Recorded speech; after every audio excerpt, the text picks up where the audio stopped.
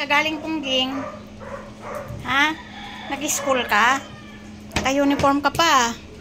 Nag-school ka? Ha? Anong natutunan mo doon?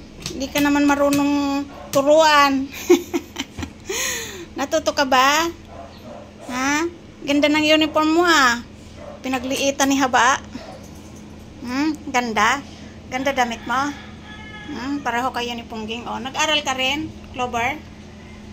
Ha? Clover, nag-aral ka rin? Ano ka na? Prep o nursery? Paulit-ulit lang, no? Hindi ka nakakapasa. 5 years old ka na eh. Ito si Pungging. Ilang taon ka na, Pungging? Ha? Pungging? Pungging? Anong natutunan mo sa school? Kwento sa mama. Naku naman, ayaw magkwento. Ano nga natutunan mo sa school?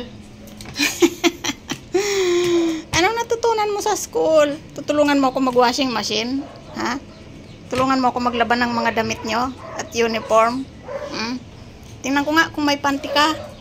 Aber, tingnan ko nga kung may panty. Ay, walang panty. Oo, sa'yo yan. Hiniram lang ni Pungging kasi wala siya. Gagalit si Punggo kasi yung damit daw ni Pungging. Kanya yan eh. At ito namang suot ni Clover ay kay Pungging yan. Nagagalit si Clover. Si Haba. Oh, sa'yo yan. Hindi ko naman kukunin yan. Hiniram lang ni Pungging. Oh, malaki nga sa kanya eh. Sa'yo sakto yan, di ba? Uniform mo din yan sa school. Sabi mo kay ate, bilang kayo ng iisang uniform.